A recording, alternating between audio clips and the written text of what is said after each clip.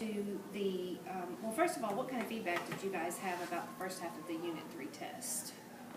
Didn't you, we split the Unit 3 test up into two parts. The first part or the second part, either one, did y'all have specific feedback to give to the county summative assessment group, or did that one go pretty well? We had, well, we talked about it last week. You may not have been here. Let me pull up what we talked about. Okay, have you had a chance to turn it in? I know. No, we were waiting to make sure that Bailey could add her Okay. 2 cents at the same time. Okay. But we talked about how we might need to spend a little bit more time with perfect squares and maybe giving them a visual to go along with it, and talking about so they know where they're pulling those perfect squares from. But for the most part, they did a pretty good job with the Pythagorean theorem and stuff like that. So just making sure we're adding in words and stuff. I think we're pretty good. And I know we try to tie the standards to the test items and print those on the test, but did you feel like that test was fully aligned with the standards, that it covered it well, didn't leave anything out? Okay, I know sometimes we feel like we have questions about whether or not an item belongs, but that one you thought was pretty good? Okay, good. How about the 7th grade teachers? Katie, I know that you try to do that vertical piece and talking to 7th grade and high school. Did the 7th grade teachers have any feedback about? The 7th grade did, and they still, you know, they're still having trouble with their positive and negative numbers, and that, you know, pulls in when you're doing that. But then also equations, and so working that in with the Pythagorean theorem and stuff like that, we're obviously seeing that they're lacking in that. So I told them that, and then they said, yes, that makes sense. Okay. Yeah. And so working on that, and then as we're getting ready to go in the 9th grade class, we're talking about functions, and that's a big part of the high school 9th grade class. And so we have just started Unit 4, and so I'm being able to tell them, you know, specifically what terminology and vocabulary to use, so that when they get to the 9th grade, that's going to be an easy flow for them. Right. Okay. So I think the way that we always try to look at the standards from the 7th grade to make sure we know what the kids are coming up to us with, we also try to take that and feed the 9th grade, feed the high school, right. So let them know kind of what we did and what to expect from our kids, right? Yes. Okay. And then let's look, where is that map that we made of the 2 standards that we were going to use, or that we did use for that Unit 3 test? And how about the tasks? What tasks did we decide? Did we decide we were going to use the making matchsticks task or no? I think we may have picked a different one. What was the next one we said? Well, we had the greenhouse management, but then we also had listed that we were going to look at some Kaplinsky stuff. So you may have decided to go with. I think we did. There's one with a pole that they had to figure out the flagpole and the distance. Gotcha. So we the did traditional flagpole problem. Yes. Okay. Does that fit in well with the Pythagorean? And then there was a flagpole problem on the test, wasn't there? Also? Yes, and I think that's why we ended up going with that, so because we gave them a different scenario. Yeah. Perfect. Okay, what about going into Unit 4? Have you had a chance to look at tasks that align with the standards there?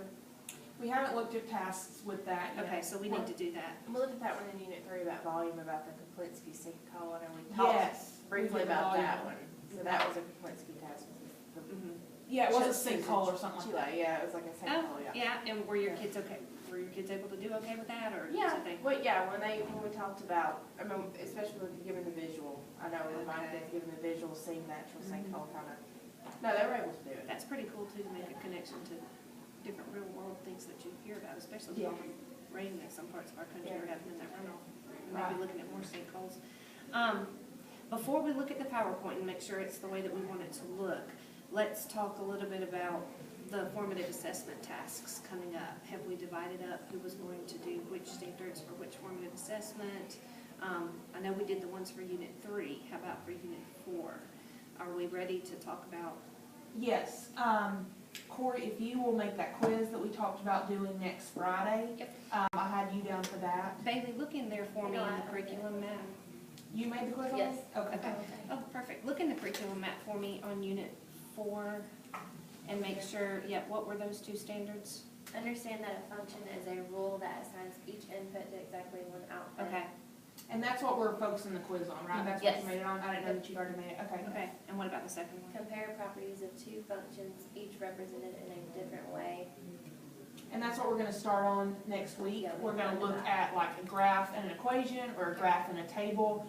So we'll do some manipulating of those, and then we'll make a quiz that goes with that, so that they're ready for their formal county assessment. I think it's awesome when you do stuff like that, Yeah. even with the mobiles that Right. make you compare, yeah, Yeah. and it goes directly with. Right, the and standards this that we're mobiles, giving out. we just did them yesterday, and they had to look at a function relation and decide what they were. Mhm. And then they had to write them in all the different forms, so they were manipulating between the mapping.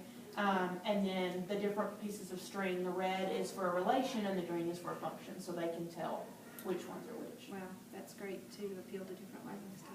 Yes. It's awesome. I can't find All right, well, let's look then back at the PowerPoint and make sure, I guess I'll spin it around so y'all can see it and make sure that it looks the way we want it to look.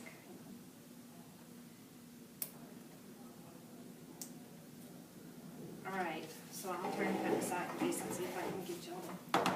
And if you see anything that we need to add or change, let me know. This was the part where I just was telling about the different members of our group and what we do when we meet together to work.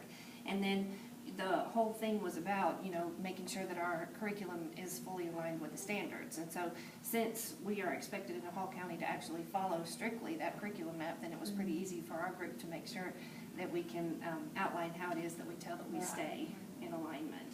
And then, of course, I have our first school improvement plan goal, which is about using USA Test Prep and other forms of formative assessment to make sure that we use fluid Yeah. grouping with students. We can use that USA Test Prep to make sure that after the quiz, we can go back and find their weaknesses and Yeah, be they able to can make practice those them. assignments. Okay, so here's our overview that I just said how we kind of, whenever we start with a unit, I reviewed what it is that we do, which is to, you know, first get the overview of the unit and unpack the standards like we did here on this document. And then how we talk about our tasks, activities, and lessons to make sure that we address each one of the standards, don't leave any out. And the hard part is how we all have our favorite units that we want to teach or lessons we want to Right. teach, and it may not be aligned with the standards. And then the summatives, of course, come from the county, but the formatives, like we said here, we divide up, and different people do different standards. And then in our meetings, of course, a lot of the talk that we do is on data analysis that comes from our assessment, and then filling out those reports. And you said that once Bailey gave her input, you would send that on to Dolores. And so I included just a snapshot of the curriculum map that we referred to, and then the second page of it, this was the two standards that we used for the second half of Unit 3. Just so, because I know that the people who look at this may not always necessarily be math teachers, and so they might want to see the kind of planning documents that we use. And then those were the two standards. I just retyped them larger. And then here, where we were talking about from the 7th grade teachers, what the prerequisite skills are and making sure we knew what we needed to cover when we taught it.